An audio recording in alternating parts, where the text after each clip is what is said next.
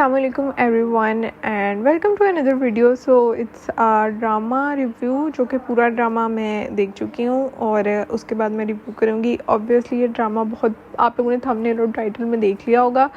ये ड्रामा बहुत ज़्यादा पुराना है बट पूरी दुनिया देख चुकी है और अब जाके मैं देख रही हूँ इसको. सो अपॉलॉजीज़ बट कोई बात नहीं. जब ये ड्रामा 2010 का है और 2010 के अंदर मैं 5 साल की थी तो उस टाइम तो मैंने देखना नहीं था. But I recently watch it और सिर्फ 23 एपिसोड्स का है. सबसे बेस्ट बात ये थी क्योंकि मैं बहुत लेज़ी होती हूँ ड्रामे स्टार्ट करने में, क्योंकि ड्रामे जब लंबे हो जाते हैं एपिसोड्स तो मुझे मज़ा नहीं आता देखने का. बट ओनली 23 एपिसोड्स थी और वैसे भी इसके अंदर सनम बलोच थी and I am kind of a fan of her. मुझे लगता है वो मुझे बहुत पसंद है. सो मैंने इस वजह से भी देखना स्टार्ट कर दिया था. अब मैं अगर ये बात करूं जो कि अगर कोई बहुत अच्छा ड्रामा पास्ट में गुजरा और मैं देख ना पाऊँ तो मैं देखूं तो मेरा हमेशा पहला जो रिएक्शन होता है ना वो ये होता है कि ओ मैंने ये मास्टरपीस मिस कर दी है. बट इस दफ़ा ये भी आई नो कि इसकी बहुत ह्यूज फैन फॉलोइंग है और वाकई मास्टरपीस है. बट मैं ये बिल्कुल नहीं कहूँगी कि मैं बहुत पछता रही हूँ कि मैंने ये मिस कर दिया था और मैंने अब जाके देखा है, क्योंकि ये इतना ट्रॉमेटाइजिंग है, इतना ये सैड है कि आप सैड भी मुझे लगता है एक बहुत छोटा वर्ड है. इस ड्रामे को देखने के बाद आपको एक थेरेपी चाहिए इसके अंदर से बाहर आने के लिए. Oh my God. ओके, शायद ये कोई सोच सकता है कि पाकिस्तान और इंडिया का क्योंकि अभी कॉन्फ्लिक्ट चल रहा है और अभी रिसेंटली वॉर वाला सारा सीन हुआ है तो शायद इस वजह से मैं दास्तान के ऊपर बात कर रही हूँ. बट ऐसा कुछ भी नहीं है. मैंने ये इवन पहलगाम अटैक से पहले भी, आई होप कि मैं जगह का नाम सही प्रोनाउंस कर रही हूँ, उस अटैक से पहले का मैंने ड्रामा देखना मैंने स्टार्ट कर दिया था. बट दरम्यान में मुझे इधर उधर हो जाती थी और क्योंकि ड्रामा इतना ज़्यादा इतना कुछ उसमें हो रहा होता है कि आपको वैसे भी एक दिमाग का सुकून चाहिए होता है उसको देखने के लिए. तो इस वजह से वो थोड़ा लेट होता गया. बट नाउ मैंने फाइनली ख़त्म कर लिया. सो अब हम इसके बारे में बात करेंगे. तो ज़्यादातर लोगों को पता होगा कि ये है पार्टीशन के टाइम का दिखाया हुआ है और शूट कुछ साल बाद हुआ था. 50 साल बाद वो हुआ था 2010 में. सो जहाँ तक ये बात है ना कि आपको ये नहीं लगता कि ये 2010 में शूट हुआ है या इवन अब तो मैं 2025 में देखा है तो उसकी आपको झलक नहीं नज़र आती. आपको फील होता है कि ये पुराना टाइम है और बिजली नहीं थी, मोबाइल नहीं थे, चीज़ें वगैरह नहीं थी. आपको वो देख के फील होता है. और जो ड्रेसिंग सेंस है सबकी और ड्रामा जब स्टार्ट होता है तो बहुत ऐसे लगता है काफ़ी लाइट हार्टेड है. मुझे पता था कि पार्टीशन का टाइम इसमें सारा दिखाएंगे तो इतना तो मुझे पता था कि बहुत कुछ होगा. और मैंने कुछ लोगों से भी सुना हुआ था कि बहुत सैड है. इतना ज़्यादा एक्सपेक्ट नहीं था किया मैंने कि क्योंकि उसके अंदर मैं स्पॉइलर दे सकती हूँ क्योंकि सबने ये ड्रामा ऑलरेडी देखा हुआ है. तो मैंने ये एक्सपेक्ट नहीं था किया कि सब मर जाएंगे उसके घर वाले. सब के सभी मर जाएंगे, कोई भी नहीं बचेगा. और वो भी एक ही एपिसोड में एक ही दफ़ा में सबके सब मर जाएंगे, इतने बुरे तरीके से मरेंगे. और उसके बाद भी उसके साथ एंड तक लास्ट एपिसोड तक बानो का जो कैरेक्टर होता है सनम का, उसके साथ जो कुछ होता है, ओ माय गॉड, वो बहुत ज़्यादा था. एक पॉइंट पे मुझे आके इवन ड्रामा ख़त्म करने के बाद मुझे ऐसे रियलाइज़ हुआ कि इतना कुछ दिखाने की ज़रूरत नहीं थी. ठीक है, क्योंकि अगर पार्टीशन के टाइम बहुत जुल्म हुआ होगा लड़कियों के ऊपर, लड़कों सबके ऊपर, ओवरऑल फैमिलीज़ के ऊपर, लेकिन एक ही बंदे के ऊपर ये सब कुछ नहीं हुआ होगा. ठीक है, अब बानो की ज़िंदगी में काफ़ी ज़्यादा चीज़ें हो गई थी. उसके घर वाले मार के उसकी वो उसकी एक सिख के साथ ज़बरदस्ती शादी हो गई, उसका बच्चा भी हो गया, उसका बहुत ज़्यादा वायलेंस और वो हर चीज़. उसके बाद वो वापस आई, पाकिस्तान फाइनली पहुंच गई. पाकिस्तान जाने के बावजूद भी उसकी ज़िंदगी में कोई ख़ास बेहतरी नहीं आई. तो उसकी ज़िंदगी में इतना कुछ दिखा दिया था और ये पॉसिबल ही नहीं है कि पार्टीशन के टाइम पे एक बंदे की ज़िंदगी पे ये सब कुछ ही हुआ. मुझे पता है कि रिव्यू बहुत लंबा होगा, मुझे ये भी पता है कि कोई देखेगा भी नहीं, but still I am talking about it. Okay, anyways आप बात करते हैं. आपने उसको चीज़ को थोड़ा अनबिलीवेबल बना दिया था कि जिसने देखा होगा उसने भी सोचा होगा कि यार ये लंबी छोड़नी है, ज़्यादा ही हो गया. उसके बाद आपको वो सैड फील चीज़ होती भी नहीं है. लेकिन आई नो कहीं ना कहीं मैं समझ सकती हूँ उनका भी ड्रामा बनाने के पीछे जो था, क्योंकि अब वो पार्टीशन को लेके कोई 1000 ड्रामे तो नहीं ना बना सकती. उन्होंने कहीं ना कहीं एक ही ड्रामे के अंदर हर चीज़ को कंक्लूड करना था कि चलो किसी के ख़ानदान के वाले मर गए होंगे, किसी की ज़बरदस्ती शादी हो गई होगी, हर चीज़, तो उन्होंने उस तरह से किया। अब बहुत सारे, मैं जब ड्रामा देख रही थी क्योंकि मैं नीचे कमेंट्स भी पढ़ रही होती हूँ, तो बहुत सारे इंडियंस ने कमेंट्स किए हुए थे कि ये क्या बात हुई, आपने इतना बुरा दिखा दिया है, और उस टाइम मतलब मुसलमानों ने भी बुरा किया था लेकिन आपने उनको बिल्कुल नहीं दिखाया। वो वाली सारी की सारी चीज़ें मैं कहीं ना कहीं अंडरस्टैंड कर रही हूँ। ऑब्वियसली मैं पाकिस्तानी हूँ, तो जाहिर सी बात है कि मेरी सारी की सारी जितनी भी फीलिंग्स हैं या जितना भी कुछ है वो मेरा पाकिस्तानियों के साथ ही होगा ना, आई मीन मुसलमानों के साथ ही होगा, वो इंडिया के साथ तो नहीं हो सकता। लेकिन जो उनकी बात है, मुझे पता है कि यहाँ पे लाइक मैट्रिक में भी इवन जब पाक स्टडीज़ पढ़ी थी, या हर जगह जब किताबों में बात होती है तो दिखाते ऐसे ही हैं कि ओ हिंदुओं ने हमारे साथ बहुत बुरा किया और मुसलमान तो बहुत बहुत अच्छे थे, और कहीं ना कहीं वो चीज़ आपके दिमाग के अंदर चली जाती है। बट ये मेरी लाइक अपनी एक थिंकिंग है कि मुझे लगता है कि दोनों साइड से हुआ, ऐसा नहीं हुआ होगा कि वो हम पे जुल्म करी जा रहे होंगे पार्टीशन के टाइम और हमने तो किया ही नहीं होगा, कुछ इस तरह नहीं हुआ होगा पॉसिबल। जितने लोग भी, जैसे बानों का ख़ानदान वहाँ पे बच जाता है और उनके ऊपर बहुत ज़्यादा जुल्म होता है, इसी तरह से जो लोग इधर भी हिंदू बच गए होंगे और उन्होंने उधर जाना होगा तो उनके ऊपर भी हुआ होगा। ये अब मुझे लगता है, अब आई डोंट नो कि क्या हुआ था, क्योंकि जाहिर सी बात है मैं तब पैदा नहीं थी हुई। लेकिन जो लोग कमेंट कर रहे थे इंडियंस बार बार ये चीज़, उनको कहीं ना कहीं ये समझने की ज़रूरत है कि ये हमारी साइड की स्टोरी दिखा रहे हैं, आप लोगों की साइड की नहीं दिखा रहे। आप लोग अपनी जब स्टोरी दिखाते हैं तो आप लोग भी उसके अंदर मुसलमानों को ही विलन दिखाते हैं। और दास्तान की मुझे एक चीज़ थोड़ी सी अच्छी मतलब लगी, यानी कि काफ़ी चीज़ें अच्छी लगी, बट एक चीज़ जिसके ऊपर मैं अभी बात कर रही हूँ वो ये है कि उन्होंने हिंदुओं को या फिर सिखों को पूरा सबको बुरा नहीं था दिखाया। ठीक है, उनको मेन जो विलन थे वो वही चाहिए थे क्योंकि वो अपनी साइड की स्टोरी दिखा रहे थे। बट ओवरऑल अगर देखा जाए तो जब जहाँ पे फटा पड़ता है और जिस एपिसोड में लाइक सब बानों के घर वाले मर जाते हैं, तो उसमें भी अगर आपको याद होगा कि जो बानों का जो भाई था, जो एहसन खान का किरदार था, मुझे उसका नाम भूल गया, सलीम नाम था शायद, उसके जो दो दोस्त होते हैं उसमें से एक लाइक उनके साथ बुरा करने की कोशिश करता है, बट जो दूसरा दोस्त होता है वो उनको बचा लेता है वहाँ से। तो वहाँ पे भी उन्होंने एक को बुरा दिखाया, एक को अच्छा दिखाया। फिर जब बानो वहाँ से उसके सारे घर वाले मार देते, तो आप लोगों को शायद याद होगा कि वहाँ पे एक सिख था, और शायद पता नहीं उसकी बहन थी या बीवी थी, पर एक सिख था जिसने बानो को खेतों से वहाँ से बचाया था और उसके बाद उसको अपने घर में रखा था, और फिर उसने उसको ट्रेन के अंदर भी बिठा के आया था। तो वो भी सिख का कैरेक्टर बहुत अच्छा दिखाया होता, और उसी ट्रेन से फिर उसको वो मिल जाता है जिसके साथ उसकी शादी होती है, वो उसको वहाँ से उठा लेते हैं। बट वहाँ पे भी उन्होंने एक कैरेक्टर अच्छा दिखाया था। फिर लेटर ऑन जहाँ पे जिस घर में सिख घराने में उसकी शादी होती है, वहाँ पे भी एक सिख औरत होती है जो कि बहुत अच्छी होती है, जो उसका ख्याल रखती होती है, और उसी की वजह से वो एंड पे पाकिस्तान भी जाती है। तो वहाँ पे भी एक कैरेक्टर अच्छा दिखा दिया था। और जब वो पाकिस्तान आ जाती है तो पाकिस्तान में भी सारे के सारे कैरेक्टर अच्छे नहीं थे दिखाए। वहाँ पे लाइक जिसके वो एंड पे जो बंदा होता है जिसका वो कत्ल करती है, वो भी बुरा दिखाया था। फिर जब वो मस्जिद में बैठी होती है, हसन लुंगे घर से वापस आ जाती है, तो वहाँ पे भी एक लड़का बुरा सा होता है जिससे वो बच जाती है। तो ऐसा नहीं है कि उन्होंने सिर्फ ये दिखाया कि हिंदू और सिख बुरे हैं और मुसलमान सारे के सारे अच्छे हैं। उन्होंने बैलेंस आउट करने की कोशिश की है, सही है। वो बिल्कुल 50-50 वाला बैलेंस नहीं है, और वो होना भी नहीं था, क्योंकि वो यहाँ की साइड की स्टोरी दिखा रहे हैं। जब आप अपनी साइड की दिखाएंगे तो आप लोग भी नहीं दिखाते ना।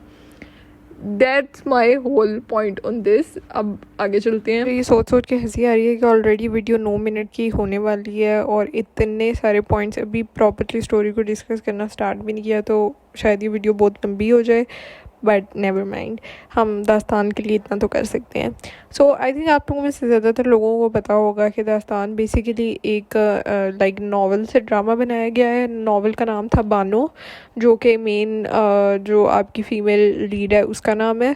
लेकिन मुझे नहीं पता ज़्यादा चेंजिंग हुई है या नहीं, क्योंकि मैंने नावल नहीं पढ़ा, बट मैंने सुना ये है कि एंडिंग तो है काफ़ी ज़्यादा चेंज है उसके हिसाब से जो कि नावल के अंदर थी। बट उन्होंने वो ड्रामे में चेंज किया, बट बाकी उससे पहले कितना चेंज हुआ है इसके बारे में मैं कुछ नहीं कह सकती। अब अगर हम लोग कैरेक्टर्स के बारे में बात करें तो मेरा ज़्यादा फेवरेट कैरेक्टर ज़ाहिर सी बात है बानो ही था, क्योंकि ड्रामा कहीं ना कहीं सारा उसके इर्द गिर्द रिवॉल्व कर रहा था। ऑल्दो हीरो था ड्रामे में, बट मुझे उसका कैरेक्टर इतना पसंद नहीं था। और अब फवाद खान के फैंस प्लीज़ मुझे कुछ ना कहें, because it's my personal opinion. अच्छा, तो सबसे पहले बारी बारी हर कैरेक्टर के बारे में बात करते हैं। पहले बानो के बारे में बात करते हैं। इनफैक्ट नहीं, पहले मुझे लगता है जो कैरेक्टर शुरू में ही मर गए थे, लाइक सब जो बानो के फैमिली मेम्बर्स हैं उनके बारे में बात कर लेते हैं। तो वो जो शुरू में कॉन्फ्लिक्ट दिखाया हुआ था ना हसन का और बानो के भाई का, मुझे लगता है वो ठीक था। लाइक जिस तरह से वो थोड़ा सा इवल हो रहा था वो वाली सारी चीज़ें ठीक थी, क्योंकि जाहिर सी बात है अब इतने सालों से लाइक मुसलमान और हिंदू इकट्ठे रह रहे थे और उसने शुरू से वो चीज़ देखी हुई थी, और अगर अब एकदम आके कोई कहते कि नहीं इकट्ठे नहीं होना और हमें अलहदा चाहिए, तो कहीं ना कहीं वो जो एक सियासी इख्तिलाफ है ना वो आ जाता है। तो इसमें कोई वो नहीं थी, तो मुझे वो सही लगता था। बाकी जो बानो की भाभी थी, जो सबा कमर का कैरेक्टर था, वो भी काफ़ी अच्छा दिखाया हुआ था, उनके आपस में दोस्ती भी अच्छी थी, और बाकी जो लाइक ओवरऑल पूरे का पूरा इन्वायरमेंट दिखाया हुआ था वो काफ़ी अच्छा था। थोड़ा सा मुझे शुरू में ये ज़रूर फील हुआ था, आई नो कि सनम मुझे खुद बहुत ज़्यादा पसंद है और सनम ने जो दास्तान के अंदर एक्टिंग कर दी है ना, आई थिंक उसको बीट करना बहुत मुश्किल होगा। लाइक जो एक्सप्रेशन थे, जो भी उतार चढ़ाव लाइक सनम के चेहरे पे आ रहे होते थे ना, वो बहुत ही आउटस्टैंडिंग थे। बट आई फील लाइक शुरू के सिर्फ जो 2-4 किस्तें थी जो लाइक उनका थोड़ा खुशी खुशी वाला टाइम चल रहा था जिसके अंदर सब खुश थे, मुझे ऐसे फील हुआ था कि थोड़ी सी परफॉर्मेंस जो थी ना वो थोड़ी सी ओटीटी लगी थी। मुझे पता है कि इसके ऊपर मुझे काफ़ी ज़्यादा लोग बैकलैश दे सकते हैं, बट टू बी ऑनेस्ट मुझे वहाँ पे लगी थी। तो लेकिन उसके बाद जो सनम की परफॉर्मेंस थी, जैसी जो मेन जहाँ से स्टार्ट होती है और हर चीज़ जितने चैलेंजेस आते हैं उसके अंदर जो सनम की परफॉर्मेंस थी वो आउटस्टैंडिंग थी, और उससे ज़्यादा अच्छी और किसी की भी नहीं थी। उसके अलावा अगर बात की जाए आगे पार्टीशन के टाइम की, तो जिस तरह से वो सबकी डेथ हुई, मुझे लगता है वो काफ़ी ज़्यादा ट्रेजिक था। देखने के बाद जब वो फिर सारा कुछ हो जाता है और फिर उसको एक सिख बचा भी लेता है, फिर वो ट्रेन में जाती है जहाँ पे बसंता आता है, और फिर उसके बाद वो वहाँ पे तो खैर काफ़ी लंबा आगे लाइक वो चला था सारा, तो जहाँ पे उस टाइम ऐसा फील हो रहा होता है, लाइक आपको खुद भी देखते हुए बर्डन फील हो रहा होता है कि ये जा पाएगी पाकिस्तान, नहीं जा पाएगी, इसका होगा या नहीं, वो ये कैसे निकलेगी यहाँ से, क्योंकि उसके ऊपर इतने वहाँ पे वो सफ़र करती है सारे का सारा, और वो सीन्स देखना बहुत ज़्यादा मुश्किल था। मतलब उसके ऊपर मैंने इतना एक्सपेक्ट नहीं था किया कि उसकी ज़बरदस्ती शादी करेंगे और फिर उसका बच्चा भी हो जाएगा, इतना ज़्यादा मैंने नहीं था किया। इवन शादी भी मैंने नहीं थी की, लेकिन वो हो गई थी उसकी। और फिर उसके बाद वो सारा मतलब बसंता मर जाता है, और जो उसकी नफ़रत थी अपने बच्चे के लिए, वो भी मुझे लगता है कि कुछ लोग शायद ये बोल रहे थे कि वो मतलब वो अपने बच्चे से क्यों नफ़रत करती है, क्योंकि वो उसकी माँ है और उसको पता है। मुझे ऐसे लगता है कि जितना ज़्यादा जुल्म और जितनी चीज़ें बानो के ऊपर हुई हैं, बानो पाकिस्तान जाने से पहले भी लाइक, क्योंकि पाकिस्तान जब वो चली गई थी तो उसके बाद सारे उसको कहते थे ना कि ये मेंटली स्टेबल नहीं है। बट आई थिंक पहले भी जब वो बसंते के घर में भी रह रही होती है, जब उसका बच्चा वगैरह हो जाता है तो वो बच्चे को जो होती है वो टॉर्चर करती होती है, तो तब भी उसकी मेंटली वो स्टेबल नहीं थी, उसके वो थोड़ी बहुत पागल हो गई हुई थी बेचारी। तो वो इस वजह से उसको इतना एहसास नहीं है कि ये बच्चा उसके दिमाग में, क्योंकि उसका सब कुछ चला गया, उसका पूरा ख़ानदान चला गया, उसके बाद उसके ऊपर इतना ज़्यादा जुल्म होता रहा है इतनी देर तक, तो वो ज़ाहिर है उसको नहीं फ़र्क पड़ेगा कि बच्चा है या जो भी है, और बच्चा अगर है भी तो उसकी मर्ज़ी से तो नहीं है ना। तो आई थिंक वो वाला जो सीन था वो मुझे इस तरह से नहीं था लगता।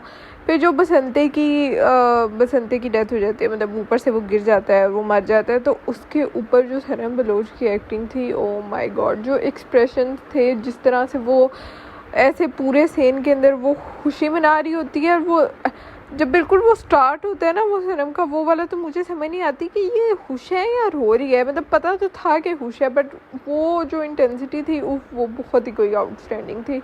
और बाकी अगर बात की जाए जैसे सनम का लाइक जो जब सारे उसके ऊपर चीज़ें होना स्टार्ट होती हैं, जब उनका खुशी वाला दौर ख़त्म हो जाता है और उसके बाद सारी डार्क पीरियड सारा स्टार्ट होता है, तो इवन वो दिखाते हैं कि बानो के चेहरे के ऊपर लाइक कोई मेकअप को इस तरह की चीज़ नहीं है। अगर कोई मेकअप हुआ भी होगा ना तो वो उसके चेहरे को थोड़ा बुरा दिखाने के लिए ही हुआ होगा, यानी कि कोई ग्लैमरस, कोई इतने लंबे लंबे मस्कारे नहीं लगे हुए, ब्लश आपको नज़र नहीं आ रहा, कोई आपको ग्लॉस नज़र नहीं आ रहा, इस तरह की चीज़ें नहीं थी। और बिल्कुल ऐसा लग रहा था, इवन जब वो पाकिस्तान चली जाती है उसके बाद तो बिल्कुल मुझे ऐसे लगता है कि जैसे धुला हुआ मुँह था, जैसे किसी ने धोया है पानी के छींटे मार के, क्योंकि ऊपर कुछ भी नहीं था। और एक आध चीज़ मुझे काफ़ी मज़े की लगती थी, वो वहाँ पे जब बसंते के घर में रह रही होती है तो जो होता है, जो एक औरत होती है उसकी सास की दोस्त होती है, शायद वो भी सिख ही होती है, बट वो उसके साथ एक बातचीत होती है जिसके अंदर सनम कह रही होती है कि वो मैं नापाक हो गई हूँ और मैं ऐसे, और वो मुझे कबूल नहीं करेंगे। तो वो उसको जिस तरह से मोटिवेट करती है ना, मुझे लगता है वहाँ पे सनम मैं पता नहीं क्यों बार बार सनम बोल रही हूँ, बानो बोलना था मुझे। तो उस टाइम बानो को उस चीज़ की बहुत ज़रूरत होती है, लाइक वो जिस तरह से उसको कहती है कि नहीं वो तो तुम्हें, पता नहीं, अब मुझे एग्जैक्ट डायलॉग्स नहीं याद, बस उसके कहने का मतलब यही होता है, मफ़हूम यही होता है कि वो तुम्हें बहुत अच्छे तरीके से वेलकम करेंगे और तुम पाक नहीं हो, ये वो उस तरह से वो बातें कर रही होती है। तो मुझे लगता है वो बहुत ज़रूरी था दिखाना कि वहाँ पे भी सब बुरे नहीं हैं, कुछ लोग ही बुरे हैं। और फिर जब वो, और पीछे से अगर आप बात की जाए हसन और उसकी फैमिली की, तो मुझे लगता है कि मुझे वैसे हसन का करैक्टर इतना पसंद नहीं था और मेरी सारी एफिलिएशन और हर चीज़ जो थी वो बानो के साथ थी। बट अगर वैसे तो मुझे लगता है हसन काफ़ी ज़्यादा लॉयल रहा था बानो के साथ, और जब तक बानो पाकिस्तान पहुंचती है, पार्टीशन के पहले से टाइम से और तब से लेके इस टाइम तक काफ़ी साल गुजर गए होते हैं, ठीक है, ऐसा नहीं है कि कल की बात ही, काफ़ी ज़्यादा एक अरसा गुजर चुका होता है। तो उसके बाद भी मुझे लगता है हसन काफ़ी ज़्यादा लॉयल रहा था उसके साथ से, ये उसको बहुत देर तक मतलब बानो ही करता रहता था। वो तो फिर जब एक नया लाइक कैरेक्टर लॉन्च होता है राबिया का, तो उसके बाद उसको होता है, बट वो लॉयल ही था। और इतने साल बाद तो उसको ये भी कंफर्मेशन नहीं थी कि बानो ज़िंदा है या मर गई है, और जो हालात थे उस हिसाब से तो ऐसे ही लग रहा था कि बानो अब तक मर गई होगी, और अगर ज़िंदा भी हुई तो उसको कोई चांस नहीं है कि वो अब तक आ सके। तो इस वजह से मुझे तो वो जस्टिफाई ही लगा था। हाँ बता, जो हसन की जो माँ का करैक्टर था, जब उसको पता चलता है कि वहाँ पे सब मर गए हैं और ये वो, तो मुझे ये नहीं समझ आता, वहाँ पे उस एपिसोड के अंदर हसन बार बार रो रहा होता है और वो उसकी माँ उसको चुप करा रही होती है। मुझे उल्टा लग रहा था, उसकी जो माँ है उसकी बहन मर गई, उसके सारे रिश्तेदार मर गए, मुझे लगता था तो उसको ज़्यादा फील होगा, बट कहीं ना कहीं शायद अभी उनको कंफर्मेशन उस तरह से थी ही नहीं, मतलब उनको बस ये था कि वो वहाँ पे कहीं स्टक हो गए हुए हैं, और या जिस तरह से भी है। अब बात करते हैं हसन के कैरेक्टर के ऊपर, तो वो वैसे मैंने ऑलरेडी कह दिया है कि मुझे इतना पसंद लगता है, क्योंकि आपने at the end of the day उसको इंसान भी बताया हुआ है। उसने बहुत साल बानों का इंतज़ार किया, बहुत ज़्यादा साल, और उसके बाद एक आपको पता भी ना हो कि अगला बंदा ज़िंदा मर गया, तो आप कितनी ही देर तक बैठे रहेंगे, पूरी ज़िंदगी तो नहीं बैठ सकते ना। अब राबिया के कैरेक्टर की बात करें तो मुझे लगता है राबिया का कैरेक्टर काफ़ी अच्छा दिखाया हुआ था, ठीक है। जब एंड पे बानो और उसका जो होता है सीन जहाँ पे वो और बानो मिलते हैं, और बानो पता नहीं आप लोगों को याद होगा कि नहीं, क्योंकि मैंने तो अभी भी बिल्कुल ड्रामा देखा है, तो इस वजह से मुझे हर सीन बड़े अच्छे तरीके से याद है, आप लोगों ने तो पता नहीं कब देखा होगा।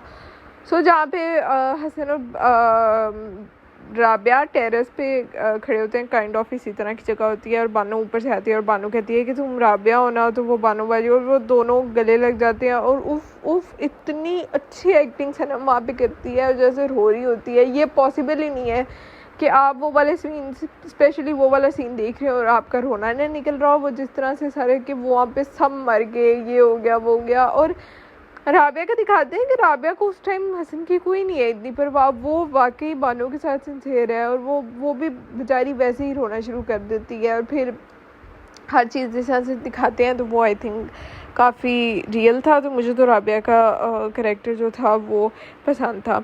हसन की माँ का जो करैक्टर था, मुझे उससे थोड़ी सी ये होती है कि यार उसके सब घर वाले मर जाते हैं, सही है, उसके जितने भी रिश्तेदार होती है, पीछे उसकी फैमिली होती है, उसकी बहन वगैरह जितने भी लोग थे, और उसके बावजूद यानी कि उसको टेंशन होती है, वो बानो से अच्छा रवैया नहीं करती। शुरू में तो रखती है, बट जब उसको पता चलता है कि हसन अब राबिया से शादी नहीं करना चाहता, वो बानो से करना चाहता है, तो वो बानो से इतना बुरा रवैया रखना शुरू कर देती है, जिसकी मुझे थोड़ी सेंस नहीं समझ आई। मुझे लगता था उसको अच्छा ही रहना चाहिए था, क्योंकि कहीं ना कहीं बानो उस टाइम उसके सब जो प्यारे थे उनके साथ थी और वो मर गई, उसमें सिर्फ बानो बच की, तो उसको बानो की बहुत ज़्यादा परवाह होनी चाहिए थी, लेकिन कहीं ना कहीं वो थोड़ी सेल्फिश हो रही थी वहाँ पे। और उसके बाद बानो कहीं पे नौकरी भी करती है, और वहाँ पे भी जो होता है, पहले मुझे लगा थोड़ा सा प्रीची अजीब सा लग रहा है कि वो बच्चे उसके पास पढ़ते होते हैं और वो जी पूरी पार्टी के अंदर लब्याती पढ़ना शुरू हो गया, थोड़ा अजीब सा लग रहा है। पर फिर मुझे रियलाइज़ हुआ कि नहीं, अजीब सा नहीं है, क्योंकि बानो का जो हाल है उस टाइम, उसके लिए पाकिस्तान से ज़्यादा इम्पोर्टेंट कोई चीज़ ही नहीं है और कोई हो भी नहीं सकती, क्योंकि उसके पास कुछ रहा ही नहीं है। और उसने ज़िंदगी में जितना जुल्म उसके ऊपर हुआ है वो सिर्फ उसके मुल्क की वजह से हुआ है। तो वो चली गई हुई है उस मेंटल स्टेट के अंदर कि वो इस तरह की चीज़ें बोलेगी और बताएगी। एक और सीन उससे मुझे याद आ गया, जब बानो पाकिस्तान में एंटर होती है और जो ट्रेन होती है और वहाँ पे लिखा हुआ होता है पाकिस्तान, और जिस तरह उसको हाथ लगा रही होती है, लाइक वो अपने हाथ उसके ऊपर टच करती है, फिर ज़मीन मतलब मिट्टी के ऊपर हाथ लगाती है और अपने मुंह पे लगाती है, और वो सीन्स इतने अच्छे थे। लाइक आपको फील होता है कि एक जो अपना जो मुल्क होता है वो कितना ज़्यादा इम्पोर्टेंट होता है आपके लिए, उससे कितना ज़्यादा प्यार होता है आपको। वो कोई भी मुल्क हो, हर एक का अपना अपना, मैं ये नहीं कह रही कि पूरी दुनिया पाकिस्तान से प्यार करना स्टार्ट करते, बट जिसका जो भी लाइक होम होता है वो उसे बहुत ज़्यादा प्यारा होता है। तो वो जिस तरह से करती है ना, आपको उसके इमोशंस बहुत ज़्यादा फील होते हैं। और सनम ने इतना अच्छा परफॉर्म किया, मैं कितनी दफ़ा ये बात बोलूँगी मुझे नहीं पता। ओके, और एंड पे जो होता है, सो अब एंडिंग की तरफ आते हैं, क्योंकि मुझे नहीं लगता और कोई पॉइंट एज सच रह गया है डिस्कस करने के लिए। सो नॉवल के अंदर अगर आप लोगों ने पढ़ा है तो उसमें ये हुआ था कि बानो का जो कैरेक्टर होता है, पहले वो जो बंदा होता है वो ऑफिस के अंदर वो उसका असॉल्ट करता है, और फिर वो बंदे को कत्ल करके उसके बाद अपने बच्चे को भी मार देती है। उसके बाद वो जो निकाह जब होने वाला होता है, निकाह हो चुका होता है, तब वो आती है और वो हसन के पास ही ऐसे वहीं पे वो मर जाती है, और उसकी वजह से हसन भी अपनी सेंसेस में नहीं रहता, हसन भी थोड़ा पागल टाइप हो जाता है, मेंटली अनस्टेबल हो जाता है, और उसके बाद राबिया पूरी ज़िंदगी हसन का ख्याल रखती है। तो नावल के अंदर ये एंडिंग थी, जो कि शायद उन्होंने थोड़ी सी कहा कि हम थोड़ा कम कर देते हैं ताकि लोग लोगों को ज़्यादा सैड लगेगा, लोग कहेंगे कि पूरा ड्रामा भी इतना सैड था और उसके बाद एंडिंग के अंदर भी उसको मार दिया और उसको पागल कर दिया, तो लोगों के लिए वो नहीं बनेगी। लेकिन मुझे ऐसे फील होता है कि कुछ लोग क्योंकि ये कह रहे थे कि ओह एंड पे बानो की शादी क्यों नहीं कराई, तो आई थिंक इस चीज़ से ना फ़र्क ही नहीं था पड़ता। बानो ने अपनी ज़िंदगी में जितनी चीज़ों से वो गुजर गई थी और उसके बाद जो वो मेंटली जिस जगह पे चली गई हुई थी ना, उसके लिए उसके मुल्क से ज़्यादा कुछ था ही नहीं, मुल्क से कम भी कुछ नहीं था, उसके लिए सिर्फ उसका मुल्क ही था। तो वो जब एंड पे वो अपनी ऐसे माँ का वो जो उसका होता है गले वाला, और उसके ऊपर वो ऐसे पढ़ रही होती है और पाकिस्तान जिंदाबाद बोल रही होती है, तो आपको फील हो जाता है कि इससे हसन शादी कर भी लें तो इसको फ़र्क नहीं था पड़ना, क्योंकि उसके लिए कुछ भी नहीं है। उसके ऐसे एक पॉइंट की तरफ वो देख रही है और इर्द गिर्द सब कुछ अंधेरा है, और उसको सिर्फ बस पाकिस्तान और उसकी जितनी उम्र गुजरनी थी वो ऐसे ही गुजरनी थी। सो आई थिंक सही था कि राबिया की भी शादी करा दी उसके साथ, सही है, क्योंकि अगर बानो की हो भी जाती तो मुझे लगता था कोई फ़र्क नहीं था पड़ना। और वैसे भी राबिया का भी सब के अंदर कोई कसूर तो था नहीं। हाँ, ये एक कंडीशन वैसे हो सकती थी कि दोनों की भी शादी कराई जा सकती थी, मतलब 2 शादियां भी कर सकता था हसन, इसमें कोई मसला तो नहीं था। और एक लिहाज से देखा जाए तो हसन को दोनों ही पसंद थी, और वो कोई बुरा भी नहीं आपको लग रहा होता, क्योंकि बानो तो है उसको हमेशा से पसंद थी और उसको राबिया भी बुरी नहीं थी लगती।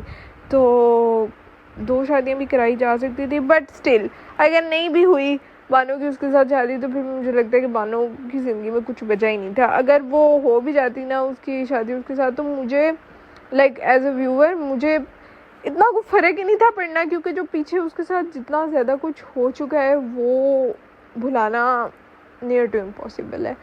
सो या that's it for the whole review. I hope कि मैं कोई पॉइंट ना मिस कर रही हूँ। बाकी यही है, मुझे लगता है कि दास्तान बनाने के पीछे यही मकसद था कि आपको ये शायद इसका मकसद नहीं था कि आप कहें कि वो हिंदू बुरे हैं या सिख बुरे हैं या मुसलमान बुरे हैं, कोई भी बुरा नहीं है। बेसिकली आई थिंक ये बताना चाहते थे कि वो कि आपका जो मुल्क है, लाइक पाकिस्तान जो है उसको बनाने के लिए लोगों ने बहुत सारी कुर्बानियाँ दी हैं।